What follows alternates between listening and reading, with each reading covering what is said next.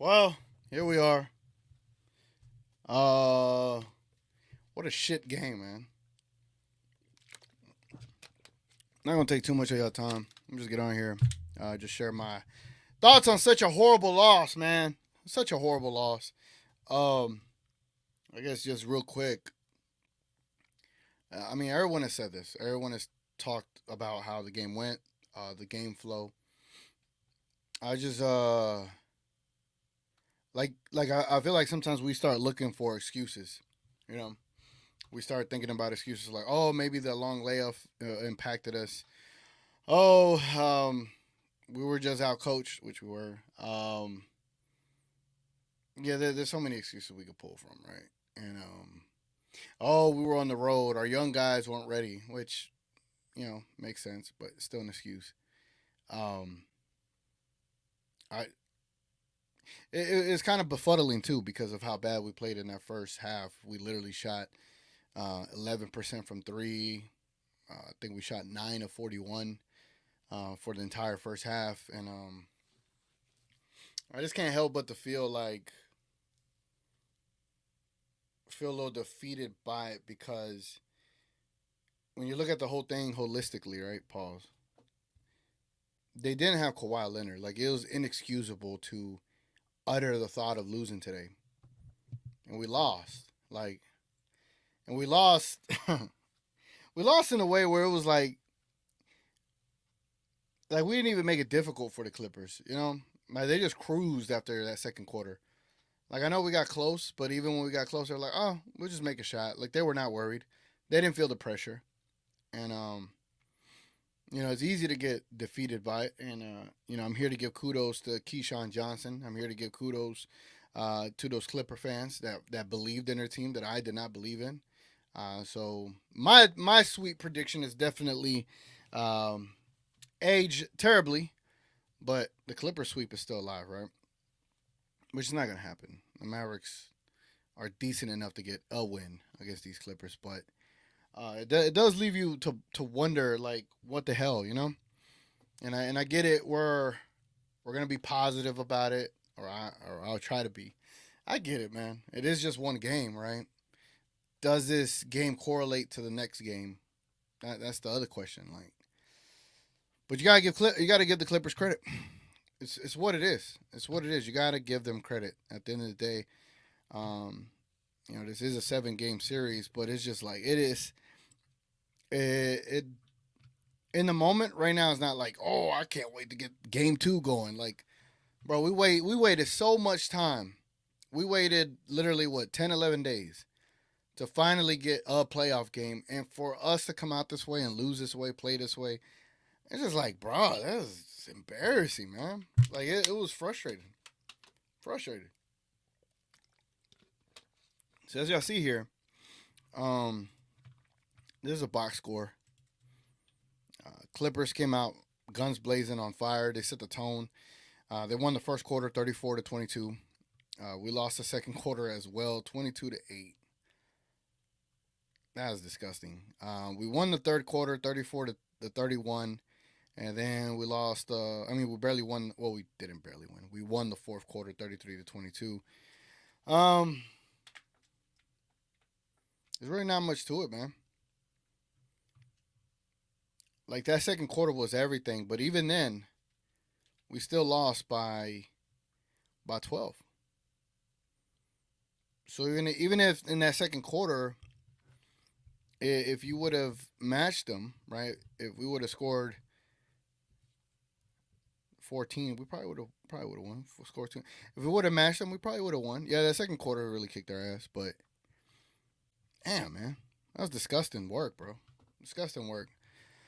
You look at our starters, PJ Washington. I think he played great defense, honestly, in isolation. I know Paul George made a great shots on him, and you just got to tip your cap at great shot makers. And Paul George made some great shots. Well, I'll look in the stats here in a bit, see what he actually did, how he performed.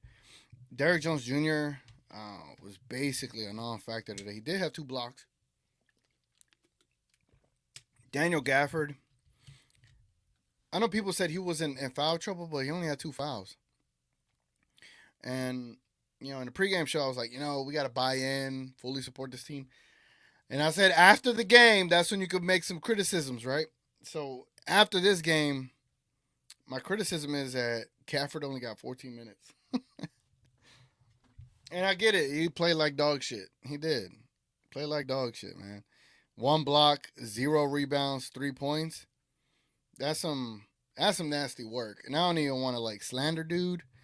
Not the person. I'll never slander the person, but I don't want to like make I don't want to make fun of his performance when he's been playing so great for us. But that was some Grant Williams level esque type performance there at the 5 spot. Kyrie Irving struggled in the first half. Again, everyone knows this. But that third quarter, he went crazy. He ended with 31 points, 7 rebounds, 4 assists, 2 steals, 1 turnover. Kyrie played great in that second half, for sure. Luka played horribly in that first half and still got his numbers. Luka still got his numbers. He was a +3, such a weird stat. But man, 33, 13, and 6. Luka got it going after a while. Now let's go to the bench. Holy shit, man. Maxi Kleber. Well, he's a +6, right? So the Kleber defenders are going to rely on Kleber being a +6. So that is something that they're definitely going to rely on. So if you're a Maxi Kleber defender, a Maxi Kleber agenda man or agenda person, this is your game. This is your game, 1,000%. 3 points, 3 rebounds, 3 assists, 1 block. Definitely played better than Gafford in that perspective, and he was a +6. Prosper, well, without the garbage minutes, right? Look at Jason Kidd's rotation. These 5 players, right? So that's 5, 6, 7, 8, 9, and 10. Jason Kidd went 10 deep in his rotation. 10 deep. Lively was a -19. Such a weird stat because it didn't feel like that when he was in the game. He had 3 points, 3 blocks, 4 rebounds. Weird, man. That's weird. Josh Green, when he got in the game, you actually felt Josh Green's impact when he was in the game. He was pushing the rock on the fast break in transition. 4 points, 2 steals, 1 block, 1 assist, 1 rebound. Dante Exum had a rough game. 3 points, -11, 2 rebounds. I mean, you just got to give credit to the Clippers, man. Paul George, he didn't shoot the greatest, but he made some shots. He was 8 for 20. It didn't even feel like he was 8 for 20. I'm not going to lie. 22 points. Zubac went crazy. He had 20 points, 15 rebounds. Damn. They actually have a center, bro. I don't know. I'm a little disappointed by ours today. James Harden, 28 points, 8 assists, 2 blocks, 2 rebounds. Terrence Mann, 13 points, 9 rebounds, 2 assists. Coffee, 6 points, 3 rebounds, 1 assist. Their bench, bro, the Clippers only went 8 deep. The Clippers only went 8 deep, bro. The Clippers only went 8 deep. Like, that's the type of rotation Kid needs to have. And that's crazy, bro. Clippers only played 8 players, whereas the Mavs played every single person except Morris. Yeah, man. I don't know. I'm a little worried now that you see that a coach only played 8 players. It seems like they have their roles figured out with the Clippers in this game. When you look at ours just looks messy. Ours looks like it's all over the place. It's kind of crazy. Kind of crazy, right?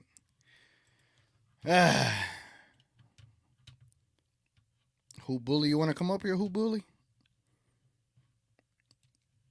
I'll bring you up here in a second, man. I see all y'all on Twitter, man. Y'all, leave it. From Twitter, come over to YouTube, man, and help build the YouTube algorithm. Leave a like on the YouTube video. Unless you hate me, that's cool. You know what I'm saying? I'd hate me too today. I wouldn't want to hear about from me and what I gotta say. But I'm just here to help us cope. Um, but I'm gonna invite you, Hoop Bully. Let me see. How can I? What the hell?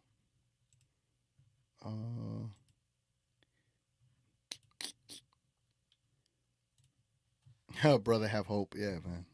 I do, bro.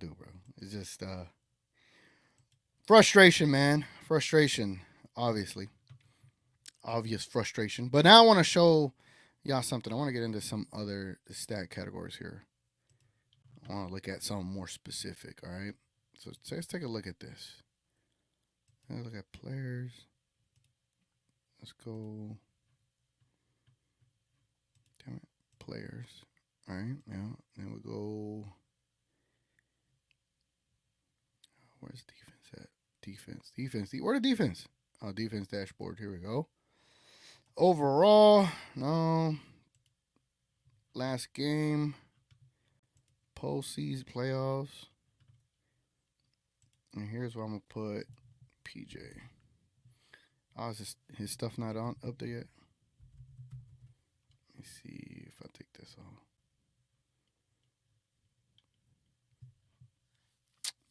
His stuff ain't up there yet. Yeah, I don't think they got any Mavericks up there.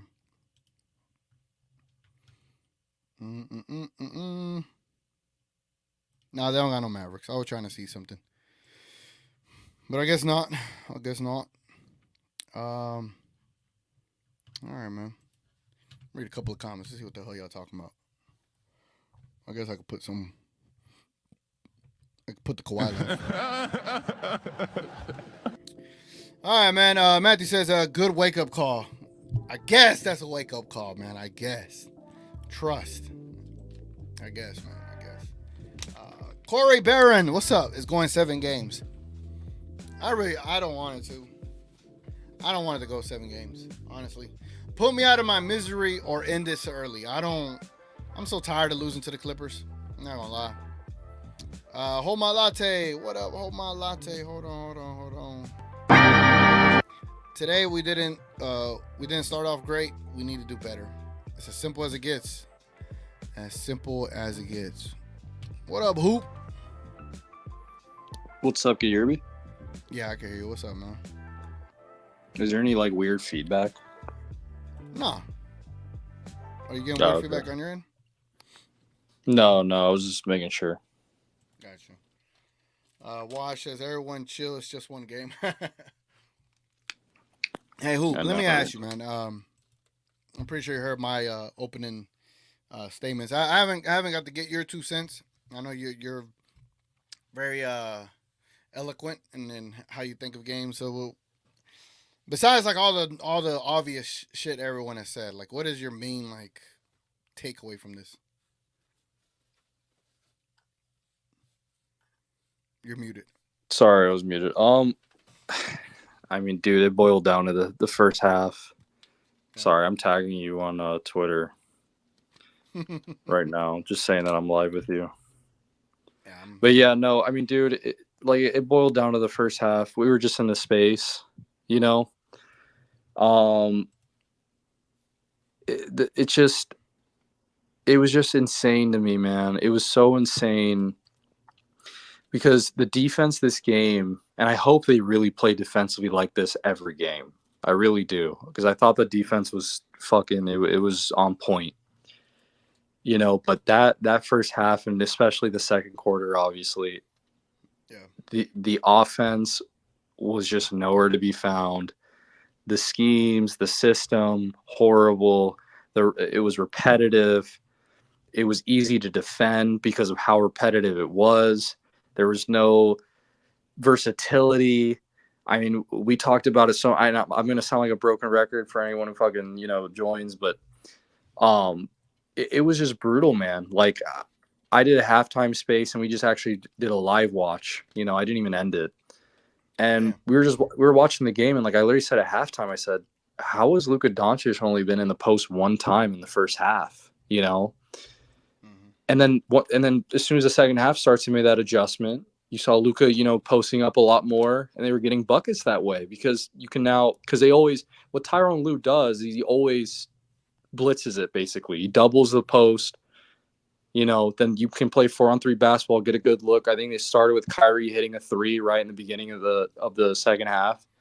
Yeah. And I was just hoping to see that versatility, and I was hoping to really see that in the first or second quarter because that's where it mattered the most. But instead, Jason Kidd, whether it's the staff, the players too, they opted to continue to play basketball the same way, and it was just like you saw how detrimental it was. They completely lost the game right there. Yeah. Like at a certain point, like I'm over here thinking like, all right, because I even tweeted you, I was like, hey, the post look like it works. Because even when I'm playing pickup, right, the easiest way to slow down an opponent is find a mismatch and go to the post. And the reason for that is because they're gonna want to help the littler guy, right? They're gonna help the littler guy, and that's when you can find someone open. And you saw when Luka got in the post that first time, he found Kyrie wide open Yep. because they were trying to help Luka, and he found Kyrie wide open. He hit a three. What I always say with a player with like Luka, you need to get him to where the defense has to literally turn around to see where he's at. Like if the defenders have to look to see where he's at, Yeah, that's a great point. it makes you that much more elite. Versus if he's at the top of the key, everyone can see him.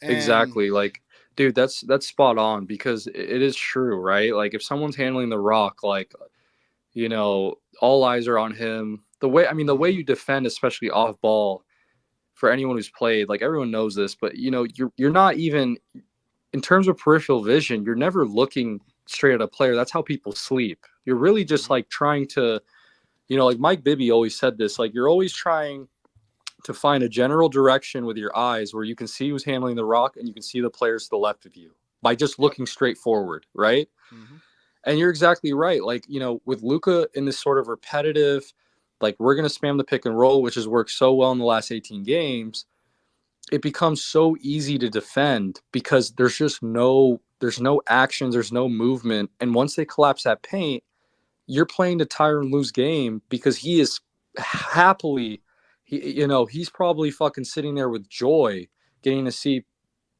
non-efficient three-point shooters shoot mm-hmm, three-pointers. yep, So yeah, Luka being in the post does offer a different dynamic and versatility to the game, just like you said with the Kyrie three, or there was multiple. And my whole thing is like, okay, like I don't want to run it the whole game, but okay, boom, Luka's in a post on the left side, right? Okay, well let's throw him on the right side. Even something as little as that, right, yeah, makes the defense have to play differently. Like, you know, last thing I'll say, and I'll let you go. I always talk too much. But you good. there's a there's a fucking perfect example of this, man. In the Euro Cup, which a lot of people didn't watch, some people did.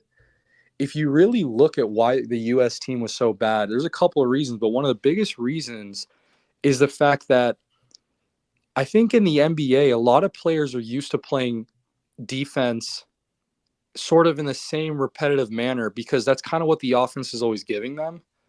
And Mm-hmm, when you look at the European teams that were beating the U.S. team, one of the biggest things that stood out was that they moved the ball to the different sides to both sides of the court multiple times. And what that mm-hmm, did was it creates a sort of, dynamic for the defense to now have mm-hmm, to play a different sort of, game defensively cuz okay, it's on the left side, now it's on the right side, now it's on the left side. You see what I'm saying? mm-hmm, Even that yep. little thing, bro, it throws people off. And I think, you know, a lot of people have to look into that, bro. There's this guy who made a video about it that was really like it was really good, and I think the Mavs kind of have trouble with that as well. It's like most of their offense is happening in like one spot of the game, like just one Yeah. spot. Like, Uh, and that's why I like the idea of posting Luca, right? Um, the other idea I like, which I noticed, like if we're gonna play with our 5-man lineup, knowing that Gafford is who he is, PJ is gonna hit a shot and miss a shot, and Derrick Jones is either gonna go for 20 or go for zero. Um, I don't know why we never or haven't developed a an actual two man game between Luka and Kyrie. But why wouldn't something like this work? You know what I'm saying? Like, why wouldn't you put the three guys that are not going to help you on one side of the court and let Luka pick for Kyrie and Kyrie give it back to Luka and just set something up like, well, why don't you think we've ever experimented with this even throughout the year? Yeah, I mean, there's so many different sets you can run. But I think, dude, it comes down to one thing, and Yeah. you've seen time and time again, bro. Jason Kidd, at the end of the day, he's come out and said Luke is the game plan, right? Like he's Mm-hmm. come out and say so many different things where we're like, okay, that's weird. You got to understand that this dude has been so dependent on Luca. And just like I said in the space, I was like, he's almost like Luca and Kyrie are almost extending his job. And like that's all they've done so far in their careers. Like, you know, they've just extended this man's job. And I always like refer to Luca and Kyrie's game and just even the players around him. This is the type of game you'd play in pickup basketball. There's nothing different, right? Like if you're like you play pickup basketball, like fucking people set Mm-hmm. screens, right? You run a pick and roll, you dish it out, you Mm-hmm. drive, you fucking maybe hit a three. Like it's the same thing, man. This is recess basketball. This isn't anything crazy. Like, Right. and I think Luca and Kyrie are so good offensively and they're so skilled that it can work for them. Like they can win games that way, right? But it doesn't Mm-hmm. mean that it's going to be the most efficient sort of offensive idea you can come up with, right? Like, Yeah. and I think Jason Kidd's totally fine with it. Um, and he has no issues just letting them do whatever the fuck they want. And I think that makes for a bad coach. Like, I really do. Yeah, and I tried to come into this series as positive as I could because it's like game one, we were genuinely excited. It's just a lot of aspects of this game is quite demoralizing in a way because one, Kawhi was out. I just felt like there was no excuses to lose this game, and we fucking did. Uh, Second, Ty Lue only played 8 players, bro. The Mavericks had about 10 if I look at this correctly. Yeah, the Uh, Jason Kidd did not play a playoff rotation. That's for sure. yeah, he played No. 5, 6, 7, 8, 9. He played 9, 10. He played 10 folks, bro. 10 folks with like a rotation type minutes, and I'm just like, I could only imagine what say a Ty Lue could do with a Kyrie and Luca kind of offense. Like the fact that Harden throwing alley oops to Russ in the playoffs, that just tells me something that they have a little bit more structure over there, especially that they're running an 8 man lineup. But I don't know, man. I mean, obviously I wanted to come in here and eat crow. I feel like I ate my crow. So any Clippers fans that are watching this, enjoy. Keyshawn Johnson, he's a genius, I guess. Um, but damn, man, to come out this flat and lose this way, I don't even know how to put it in words to conceptualize that you waited 10 days. We were so hyped. You built it up to this moment, and then to for this game to basically be treated like a regular season game, it kind of baffles me a bit. Dude, yeah, they killed my Sunday. Like, it's like I'm literally like, this sucks. Like it's exactly what you said, bro. They fell off flat. Like, it wasn't defense. You know, I think the Mavs proved that they're still a good defense against a good team. Like, I really don't think it's a defensive issue at all. Like, you're always gonna have times where you aren't good on defense, and that's fine. But for 80% of the game, I thought they were defensively good. Like 80 to 90% of the game. And that's all you Mm-hmm. can ask for. Like, if you play defense like this for the rest of the series and you hit your shots, you'll fucking kill this team. But Yeah. unfortunately, that's where they fell flat was like, it's like, hey, man, this is playoff time. Like, everyone's got to hit their shots, That's Yeah. what the Clippers did, bro. It's polar opposites of in that first half. So, like I just can't, I can't fathom like why it went this way. To be fair, I said we were going to lose game 1 in the spaces, believe it or not. Really? But I did. Wow. Huh. The biggest reason why is because nobody's played in a fucking playoff game on this team ever, and then in the last 2 years. And for me, I knew that there would be. I was kind of banking, like I wasn't happy. Okay, I wasn't like happy with my take. Like I just was kind of saying it. My thought process going into this game was like, dude, Luka hasn't played a playoff game in 2 years. Kyrie Irving hasn't played a playoff game in 2 years. All right. Mm. Yeah, Uh, that's a good point. That's a you good know, point. fucking, you got Derek Lively playing his first playoff game ever, and I mean, dude, this kid just a year ago was at Duke, averaging 5 points. Like Yeah. Daniel Gafford has been on a losing Wizards team his whole career. You can just go down the whole list, right? Like PJ so, Washington, first playoff game ever. yeah, exactly. You So know? that was kind of what I was thinking. I'm like, it's at home for the Clippers. They haven't played in fucking 2 years, and then if not none, right? And there's gonna be butterflies, bro. Like you could tell they were nervous. Oh yeah. They Oh yeah, they you look could so tell. nervous. That's why I wasn't even concerned in the after the first quarter. I was like, we're gonna be good, and then it got worse in the second. I'm like, all right, Yeah, bro. it Like got worse. at a certain I was at a kind of the certain same point, way. yeah, I thought they would have been fine by the second, but I was like, ah, damn, it was horrible. I was the same exact way, man. Literally the same way. First quarter, I was like, okay, they're shooting fucking astronomical. This might die down a little bit, but then once I Mm, saw that we couldn't buy a bucket, bro, I was like, okay, this is gonna get out of hand. Like this is yeah. bad. But that's why I had them losing the first. I had the Mavs winning the next game. I had it going 1-1. Mm, Um, we'll see if that happens. I think they kind of got that rust off, and I'm not talking about basketball rust. I just mean playoff rust, bro. Like I think yeah. they, now it's out the door. Now you know what it feels like, right? Yep. You got your Yep. fucking sweat in, you know.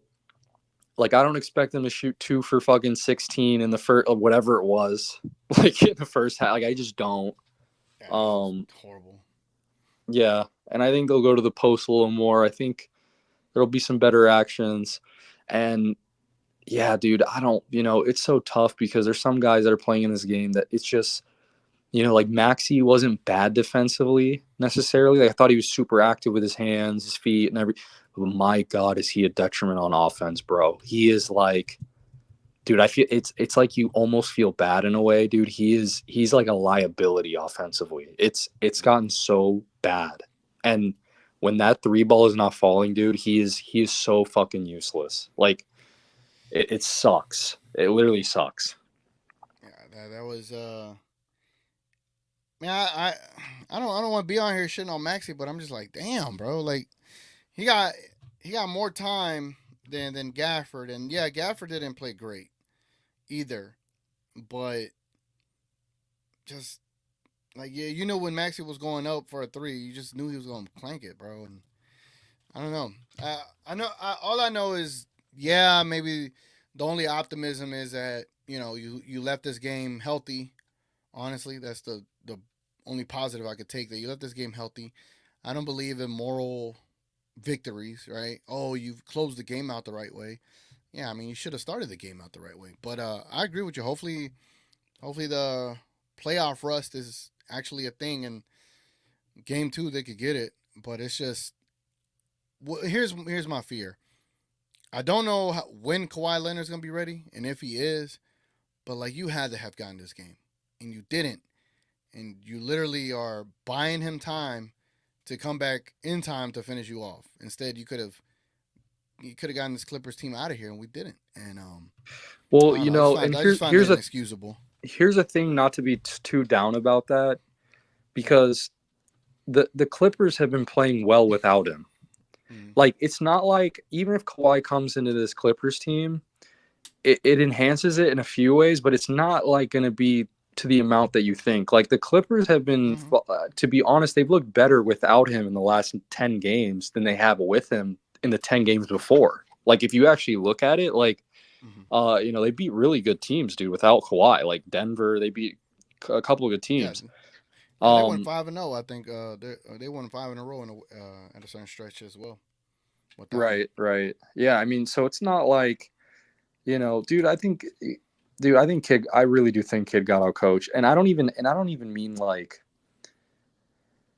I don't even, what, I'm not going to say he got out coached. What I'm going to say is that in that first half, bro, and I ranted about this, as a coach, to not drop anything that can get you an easy basket at the rim, whether it's a midi, whether it's just anything in that second quarter, especially, right? Mm-hmm. You call a timeout, you gotta fucking draw up something. What happened in the timeouts? You ran a pick and roll. Like that's unacceptable as a coach, bro. If that is not working, you have to find something new, right? Like, and that's just for me. It was a complete snowball effect. Even the challenges, right? He didn't use one challenge. I At thought that was all. just unacceptable, bro. Like Unacceptable, man. that James Harden three where he fucking kicked his leg out like a little chicken or whatever. I mean, are you kidding me, bro? The Luca, you could see it in the background. There's three guys telling him to challenge it. How are you Yeah. not challenging that? Yeah. That's just insane to me, you Yeah, know. that's when And I that's gonna started rub the calling players the strikes wrong way on kid. too. That's when I was like, oh, that's strike one on kid. Like I've been trying to be very positive and give him the benefit of the doubt from his Western Conference run. I was like, no, I trust that kid. So if that kid comes back, we're gonna be good to go. And not calling the challenge on Harden there, I'm like, bro, it's the playoffs. Like, what the hell are you saving him for? Like, do Especially something. from how much down you were. Like it's like, Yeah. dude, fuck the challenge later on. Like, you know, you got to get back in this game. You're probably gonna lose. Who gives a shit? Just throw the challenge. Commentators are saying that too. They were like, dude, like this, like I'm surprised they didn't challenge it. It's like, yeah, no, like I'm not that surprised. Like, you know, Yeah. like you guys haven't watched the Mavs. Like you haven't watched Jason coach a game. Like this is normal. But yeah, I don't know, man. I think he's getting like I've seen a lot of like tweets and all this stuff about they've been giving Kid a lot of credit and stuff. I personally don't. I don't give a shit. Like I think the team's good. I think if you threw in any coach, the team would operate the same way. But it takes a special kind of coach to actually instill this kind of like, you know, aggressive, a smart team, right? Like different sets and different plays. Like it takes a special coach to do that, bro. You know, it's all about managing the game, understanding when to take timeouts, understanding how to get an easy basket. But all Kid has shown me in this, and it's really the first two quarters, right? Like all he showed me right there was once again that he could not get it together and to figure out a quick fix to a problem, right? Like that's what a coach is being about, bro, is when you identify a problem, you got to solve it. And all he does is enable the problems, right?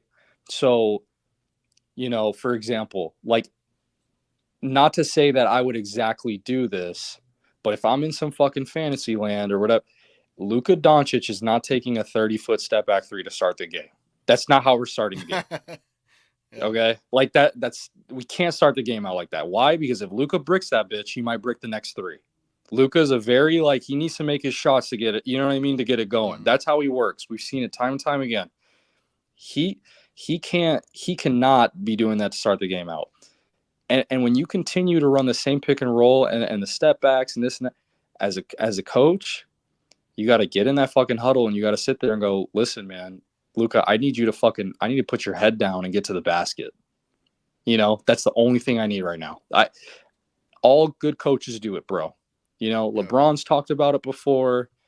Other players have talked about it. There's times in a game where it's like, hey, man, we're fucking shooting one for 14, 2 for 4, whatever it is, right?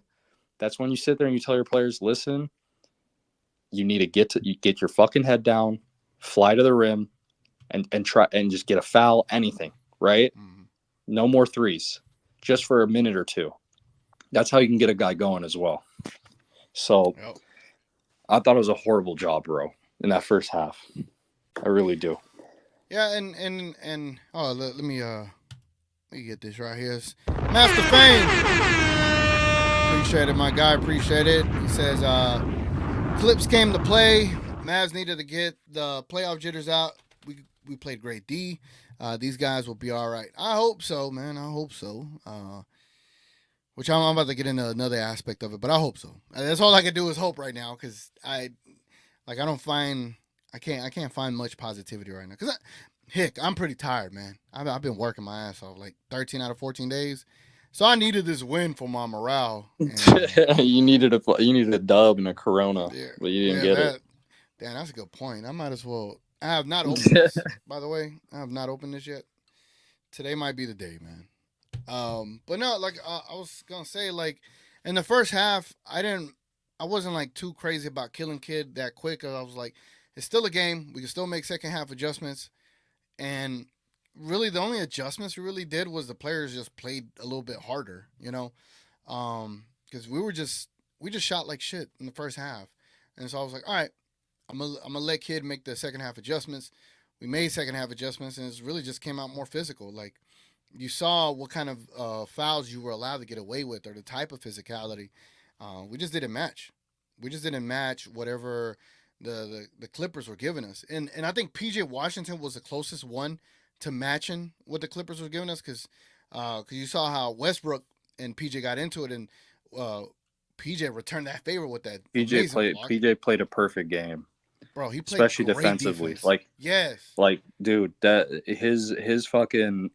I mean, he was so locked in, dude. I've never like, and we've seen him play hard, but he was very like, he played he played his heart out, like fighting through screens, getting Harden on his ass, like all of it. Like it was perfect, bro. Like, Mm-hmm. if you can get that out of every guy, and you kind of got it out of DJJ too. He played fucking, dude. Everyone played good D. It was like, you know, just to switch it up really quick, where a big question mark and concern for sure after this game is what's going to happen at the center position, because Zubac was clearly, like I think that was probably the biggest shock of the game, regardless of Facts. like going down 30, was Gaffer getting back down like he was a baby. Like that was Mm-hmm. probably so now is Jason Kidd gonna start Lively? Like, is that like, because this is the fucking playoffs, dude? There's no time to waste, right? Like, is there a world where you start Lively just because of length? Like, I'm serious. And you put Gafford out with Plumlee. Like that might be a very viable thing that you need to do to get Zubac not to be able to just do whatever he wants. Or So Gafford just needs to man up. yeah, I think Gafford can man up too.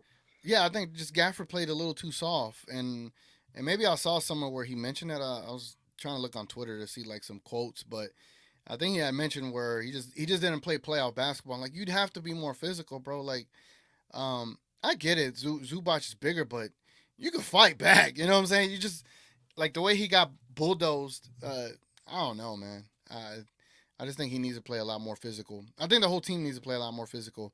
I fully anticipate they'll come out a lot better in the second game.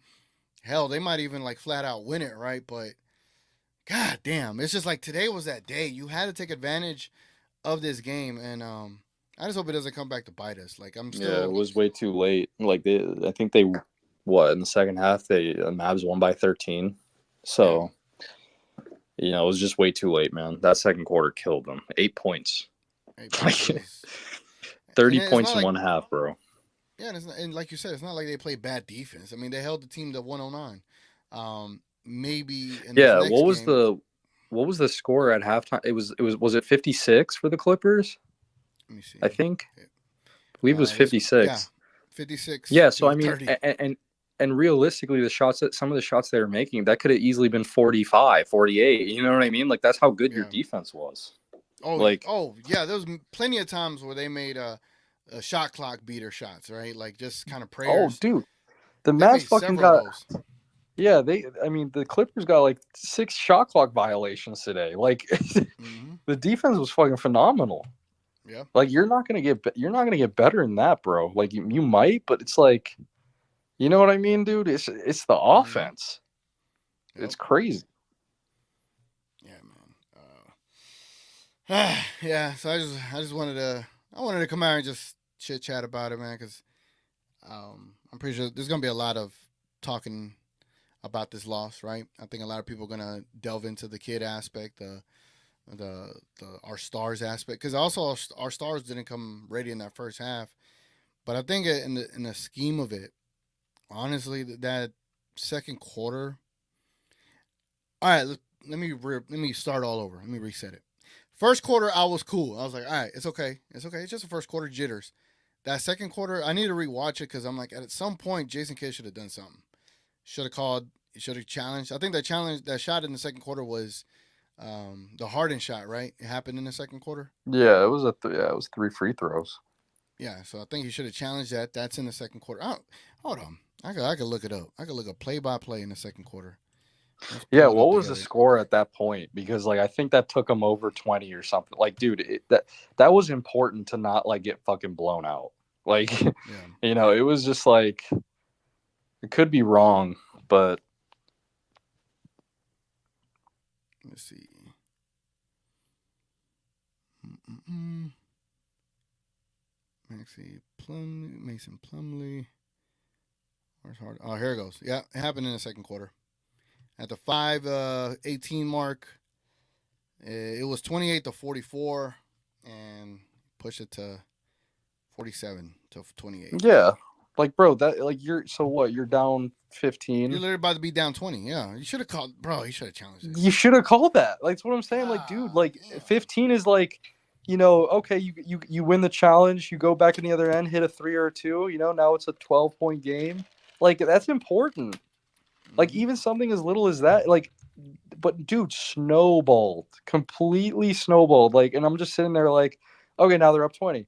Okay, now they're up 24. Like, you know what I mean? Like, okay, now they're up 28. Mm-hmm. Like, dude, it was brutal. Like, I just couldn't, you know, dude, I don't know, man. I think he's got another year left on his contract, and like, unfortunately, I even said this: if they win the series, go to the I don't care, bro. Like, they'll most likely just play out that because his contract lines up with almost everyone, right? Like, so Yeah. they're gonna let him probably stay. But my God, bro, he is not the right coach for the Dallas Mavericks, especially not this one, not this team. This Yeah. team is they have a very they kind of have this fire to them that I love, right? Mm-hmm. Like, how fucking critical, I critique the Mavs like crazy. Like the first Yeah. first half of the year, that the team I hated the team. This team, they fight, bro. They fight, right? Like, Yeah. you can tell they're brothers. They fight hard. They play hard. And in my opinion, Jason Kidd is nowhere near the, how could you say it, like the same aura almost, right? Like, Mm-hmm. he does not have that fucking grit and that fight, and it's almost like he lost it ever since that Western Conference Finals run. He doesn't have that same energy anymore, and he just looks lost. Like, I want a Mm. coach that's going to be fucking screaming, because that's just what our players play like. Like, Yeah. guys that want like a fire lit under their ass, and he's just not he's not doing that at all. He doesn't, like, cuz I try to look at, like, when he's standing there and like the zoom ins and the huddles, and it's cool to be calm and composed or whatever, but there's a right time and a right place for that, man. Like, Mm-hmm. seriously. This is one of those games where it's like, if you're not getting what you want, bro, you gotta light a fire on these guys, because they also need that. They really do. Yep. Yeah. And I'm not trying to make it just about Jason Kidd, right? But it's just, yeah, you got to be real about it, man. Yeah, you gotta, how would I put it? You got to be able to be unbiased and neutral in certain aspects, and obviously Jason Kidd did have an impact on this L today. I think even in the second half when you were making a run, I understand Kleba does help you a little bit, but you were on a run. They were literally on a run. I could, you know what? Let's pull it up because I don't like to I just mean, say the dude, I hate shit to say it, like, without showing the shit.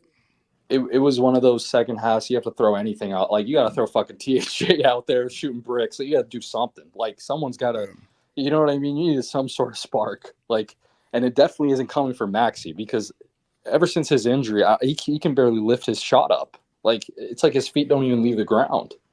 Bro, I You went to know, the Dirk podcast this week, right? And I heard this man talking about shooting, and he was like, you know how he talks in his German, but I shoot, and he was talking about how when he shoots, instead of like pushing forward, he said push push the elbow up, right when you're releasing. And I was like, I'm over there listening to it, like all fascinated by it, and I'm like, but you look at Kleba, his shot, his elbow goes straight versus goes up. You know what I'm saying? It's a complete difference. I'm like, bro, like Kleba had all that time with Dirk and didn't pick up any goddamn thing from him when it comes to Yeah, he shooting. shoots it like a laser. Like it looks so fucking flat. Yeah, Like, it's just like for ridiculous. anyone that wants to get better at basketball, you know, it's kind of like a science in a way. If you shoot it more up, there's more of an arc. Okay, like Mm-hmm. if you're gonna shoot the fucking ball straight at the rim, the percentages of it going in is not that high. Like there's got to be some form. Yeah, I mean, it is what it is, but he's never. I mean, he's been fucking. He's had some moments in his career, but he's never been like a great shooter, bro. Like it is what it Yeah, is. Like he just never has. Kelly yeah, Olynyk has better shooting percentages than him, bro. that Like one Jazz game, man. That one so, Jazz game. this is why fucking and we kind of talked about it in our space, and it was like, I'm really hoping the Mavs, especially next year, not to get carried away into next year, but if they're gonna run it, with the same team and try to get upgrades, like I would like a Santi Aldama. Like I think that's a sneaky Mm. pickup, that you can get. It's a European guy. He understands the game. He can rebound, and he's a really good 3-point shooter. Like that's the type of guy that I think can be beneficial for the Mavs. And he doesn't cost a lot, you know. Yeah, So, but yeah, I would love a guy like that because he's not doing with he'll hit some of those. Like he's gonna rip some of those. yeah, they definitely got to figure something out. I mean, you got some trade pieces that you could utilize to get you a three. I think they definitely need to either upgrade at the three or at the four. Because PJ has done a great job in his role.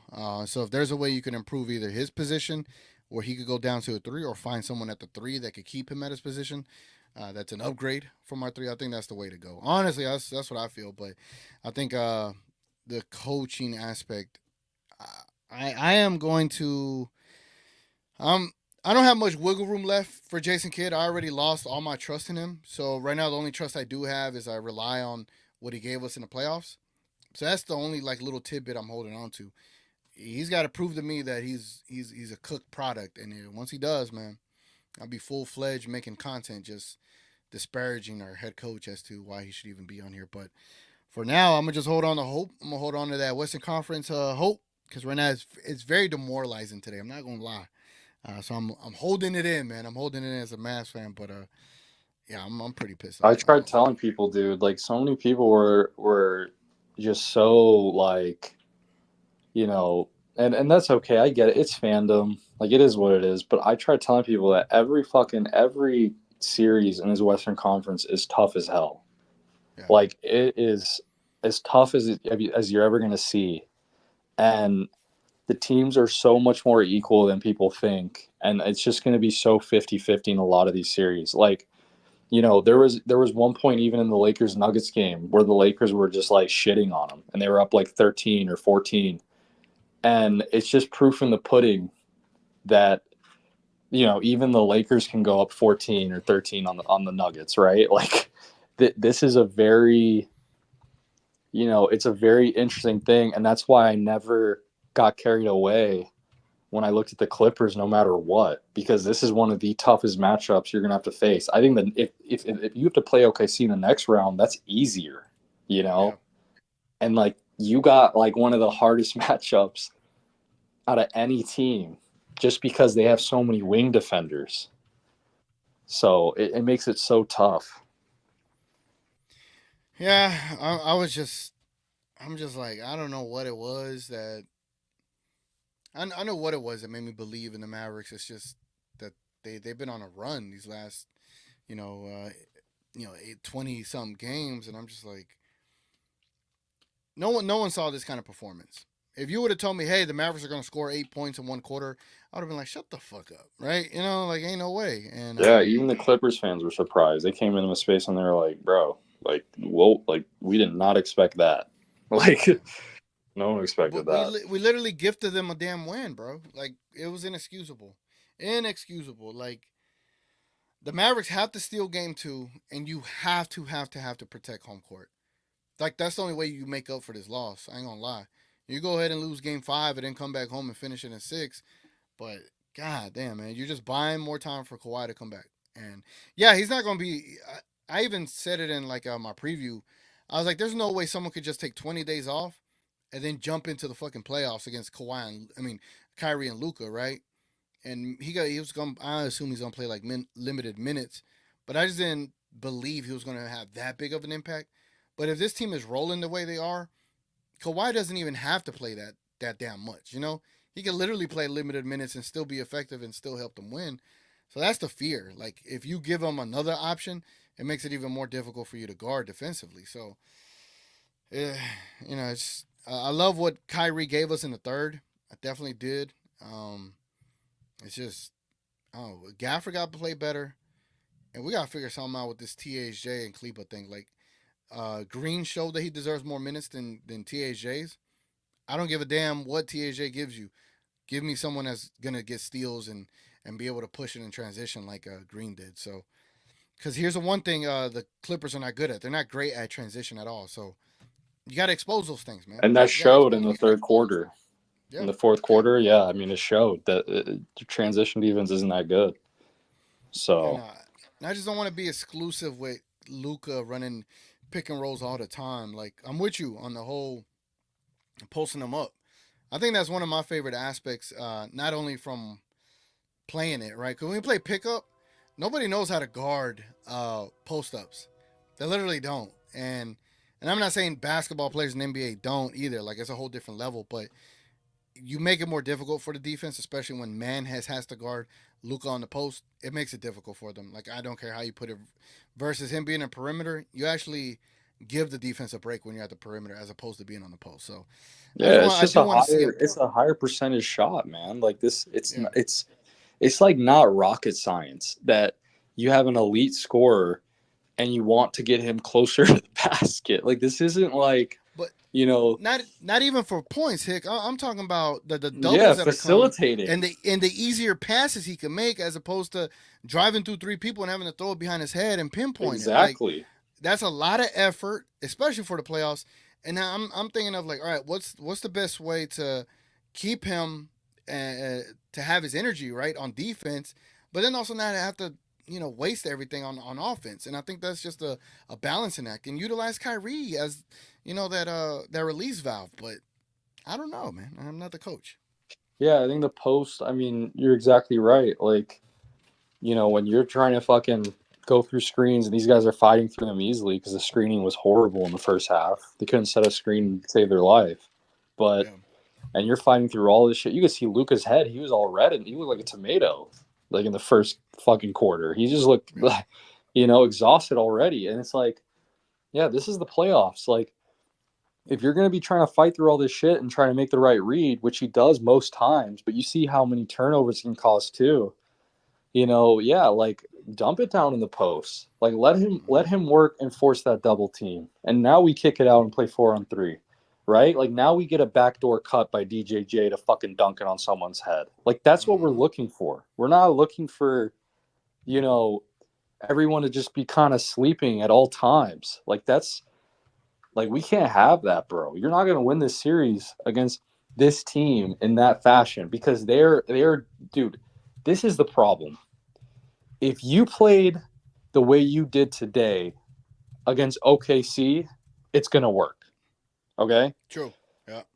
But if you play the way you did and we're offensively speaking against the Clippers, you're going to lose the series because they're designed to beat that. That is how they are designed. Like the way they're Mm-hmm. constructed, and even off the bench with Russ, right? Russ is another Terrence Mann, even just more energy, like, and just kind of like how like long they are. Even when they add Kawhi, they're playing a lot of off ball, and they're just kind of like hawks out there waiting for these very sketchy passes, and they have active hands. Yeah. So they're just like, this is why Luke has always had issues with them. And it was obviously a lack of talent. But as you see today, there's still the same issues, which kind of tells you that it's really about basketball. It's really about the game of basketball. It's not about, you know, certain things like, yeah, okay, if you had fucking Shaq at center, we could have a different conversation or something. But it's like, dude, they are designed for this. This is what Tyronn Lue wants. He wants Luka to work for anything. and he wants them to take inefficient shots. He doesn't want them to be near the basket. That's why he sends the double. And he wants everyone else who are inefficient taking threes. That's all he wants. And he'll live and die by that. So, how do you adjust to that? Well, they did it in the second half, but it's a little too late, right? So now you got to run it back in the second game, and you Mm-hmm. kind of have to be, very versatile in the way you play. You scheme your offense. Luka's got to be off ball way more, right? Like Kyrie can bring the ball up. Don't waste. Why even waste that energy? That's the type of guy I am. Like Luka, Yeah. just fucking jog down the court. Like I Mm-hmm. don't need you, dude. I don't even need you dribbling the ball up because what does it mean if you're not, you know, um, Victor in the space mentioned this, which is like so, it's so true. It's like, did you see one high screen today going down the court? No, you didn't see one high screen. So everything was literally ran from like the 3-point line, right? Like to the basket. Mm-hmm. Like everything was slow and ran from the okay, well, why don't we just set a high screen then for Luca? Why don't we set a high screen for Kyrie, right? And we get into the action way quicker. There was just none of that. So, I hope they fucking change it, bro. I really hope they fix it. But Luca's got to do a little bit less, and doesn't necessarily mean without the ball, but I just kind of mean like even just the little things of the game. Like just have him already down there. Yeah. You got Kyrie Irving, you can trust him with the ball. He's the best Mm-hmm. fucking you can dribble the best in the whole the whole NBA and the whole Yeah. world. So it's Literally. like Literally. like the fucking whole world. You know what I mean? Like Yeah. so just let him bring it up. He's got better fucking stamina than Luca. He's lighter. Just let him bring the ball up, and then get into your set, Luca. Now you come off the screen, and then you can run your pick and roll. Right now we dump it down, Mm-hmm. and we're doing actions and cuts. But this isn't a hard game, bro. Like they can beat It's him. not. It's I not. I agree. We should be able to beat him. That's the thing. It's just how would I put it? It's like we. You know what? This is the best way I could put it. I think we overcomplicate the game a little bit, and and I think Jason Kidd. Hopefully, he ties up his rotation in a way, and gets the players to simplify the game a little bit more because they're so elite. You don't have to run fantastic plays all the damn time. If you're gonna play that ISO ball or pick and roll up top, and like when you in football when you pass and run, they literally could tell whether you're you're a 45% run team with a 55% passing team, right? Instead of being pick and roll and ISO slash hero ball like 80% of the time, can we move it to like 72 and give that 8% to like a post up play or Yep. something? You know what I'm Yep. saying? Like, I just Yeah. think they need to find a way to mix it up a little bit. That's all. It's perfect you said that because it's like here's like another truth bomb that's unfortunate. And Mm-hmm. like I love Luca probably just like anybody else, right? See, the Yeah. thing that's tough and why Tyronn Lue has no issue switching a lot of the times is because Luca does not have speed. Like we are Mm-hmm. fully aware, like he is not a very fast player. Like he's just not. Even in Yeah. isolation, he's got the moves. He's smooth. He can dribble. He's calm. He's composed. He's got strength, but he does not have speed. And you've Yeah. seen multiple times, even in the game, with even Zubac, that he can't get around him. Like it's tough for him to get around him. And if he do, they Mm-hmm. collapse the paint, right? So it's another. It's not like you have De'Aaron Fox in an isolation. Like Zubac, if Zubac was on De'Aaron Fox is fucking running like you know what I mean? Yeah. That's really easy. Like he's He's a running bugger. around him like it's nothing, Yeah. right? So even Jason Kidd in a way and the staff have to figure out a way to eliminate that in a sense that Mm-hmm. it's like, listen, man, why are we doing so many pick and rolls and screens when the mismatch is already there? The Yeah. mismatch is already there. We don't Bro. He. need Luca trying to cook Zubac and driving on him. He's already being guarded by a guy who's 6'2" or 6'3". So if let's not play into the advantage of Tyronn Lue. Let's play into the advantage of okay, they want to put this little fucker on me, then I'll fucking back them down, and we'll play out of that. Mm-hmm. I, And we'll out of all the Clippers starters, right? Who's Who's one player you're scared to post up with Luka? I'm their center. Right, that's it. Literally, You know, so that's it. so that means you could post literally everyone else up, right? Dude, he's that good in the post. And people, for some That's what I'm saying. reason, yeah, like, and for some reason, people are failing to realize that this is one of the best post players in the NBA. And just because he's a point guard, they don't want to utilize it. Yeah. Like, even Westbrook being on Luka and an ISO isn't necessarily the best thing you can have. Just because Luka's strong, he's not like LeBron though, where he can Mm, really just like fucking drive hard off of like athleticism and speed. Like, that's not how mm, he functions, right? So it's like, yeah. he can cook people here and there and take step backs, but they will always live with that shit. And when it comes to him trying to drive, you saw it today once again. Westbrook gave him fucking problems, like, because Yeah. he's quick. They Right. got quick defenders, and they're fine with that because if he for some reason gets blown by, they collapse the paint, right? So Mm-hmm. I personally think, if I'm on the whiteboard, right, we're drawing up stuff, and I'm simply going, okay, if we know this is their set and they want to put Terrence Mann or Westbrook on Luca, then I'm putting his big ass right on the block, bro, every single time until they Mm-hmm. have to continue to play at a disadvantage and double, right? And that's when you get your open looks, your back doors, your drives. It's that Easy money. simple. It was so effective in the second half, right? Yeah. And then when you play good defense, you get a steal, you get your rebound, you fucking push the ball. That's how you're going to beat this team. Mm-hmm. If you start playing to their game and you want to slow it down and try to take care of the ball and pick and roll 90% of it, you're going to fucking lose this game. You're going to You know what? lose. Here's my antidote for the Mavericks. Right. Here's my recipe for success. Now that we've talked, obviously we identified post up Luca maybe what 20% more. Right. Yeah. Obviously he's still great in isolation. We're not saying no more isolation for you, Luca. No, you still keep him isolated, but post him up a tad bit more, 20% more. But what I want to see more out of Kyrie is fine. I've been saying this from my prediction to the pregame show. I want Kyrie isolated on Zubac. That's what A I want. hundred percent. I don't want Luca against Zubac. I want Kyrie against Zubac because he cooks that man even worse than Luca does. So Yeah, that's what I because he's want. got speed. He's fast. Exactly. He's fast. He can get around Zubac. He's more dangerous in that area. Like, that's what I'm trying to say. I was literally like, I'm so glad you brought that up because that's exactly where I was heading, bro. I was like, Yep. well, Yep. now get Kyrie on fucking Zubac. That's what I Like, want. we can't just be having this fucking, like, bro. Zubac and Luka are kind of built the same.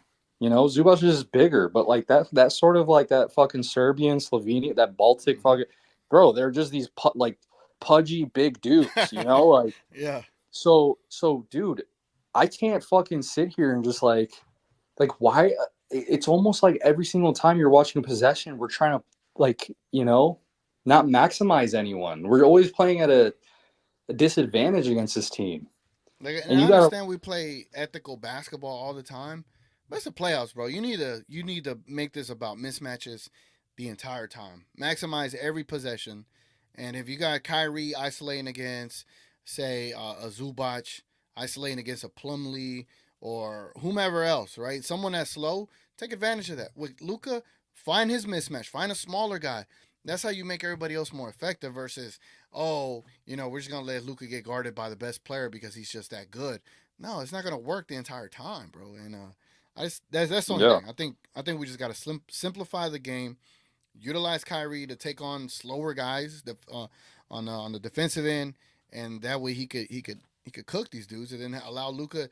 Because here's the thing: if Kyrie starts cooking Zubac, guess where that double's gonna start going?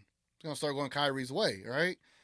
What happens there? All right, Luca might be open and isolated with a small man. He could yeah, drive, exactly. and then guess who's open? You got PJ open, who's been doing pretty good, and you're rocking and rolling. Or they're gonna stay on PJ, and then guess who's open? Gafford in the dunker spot. It's just you simplify the game a lot more versus And you running just you just just won't know until you try it. Like, you yeah, don't, yeah, you don't know if your shot's gonna go in if you don't take it. Like, that's just, it is yeah, what it is. yep, And there's so many different things they can do, bro, that it's like, fuck it. Like, I'm the type that, let's get PJ in the post. Like if he's got fucking Harden on him or something, like just give it to True. him. Like just fit. True. Like you gotta try something. Like you can't. The last thing you can do as an NBA coach is go out there unprepared, and then when all things fail, you continue to do the same thing. That's the last thing you can do as an NBA coach. You got to figure it out. And like now they can try to figure it out. But my God, if they go out there doing the same shit, I'm gonna be so mad, and I probably won't even host a space or anything. I'm just like I'll be defeated. But that is the goal of this matchup is exactly what you said. Figure out ways, identify the mismatches, simplify the game, win the rebound battle, right? There's a lot of offensive rebounds that were just tragic, that shouldn't be happening. And you just got to make the adjustments. Like, I thought Lively didn't play bad at all. I think people think that, Gafford, obviously, I think he played way worse. But, this might be an opportunity for him to step up too. Like, he might have to take on a bigger role on Zubac. Seriously. Got man up, man. Got to play like a big man down there. Well, all right, man. I just wanted to come up here and vent to everybody, let everyone live vicariously through what we talk about and deal with this L. I could probably watch Fallout now. I've been watching Fallout, so pretty good show. And I'll probably play some 2K too while I'm at it. So yeah, man. Any last words, Hick, before we get up out of here?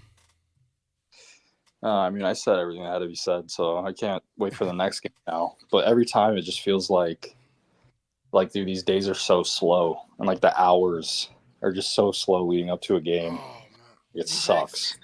These next 48 hours going to be the worst because not only do we got to wait a day, we also have to wait a whole day in the second day to get to the night game, which is going to be a late game.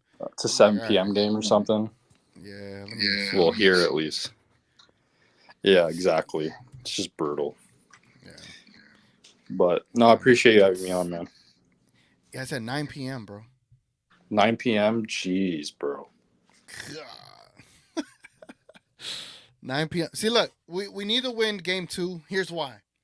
I'm going to be at game 3. I cannot go to that game down 0-2. I cannot.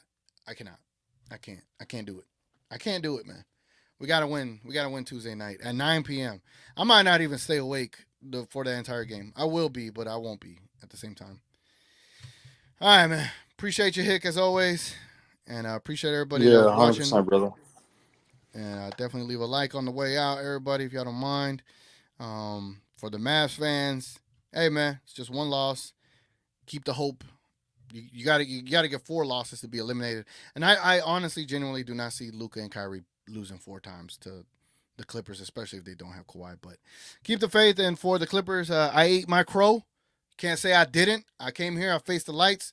Y'all didn't comment. If y'all aren't here, then glad you got to enjoy this if you're a Clippers fan. But now y'all got to go finish the deal if y'all can. But I don't think y'all can. Anyway, it's been your boy TGK. I'll catch y'all Tuesday night for the pregame show.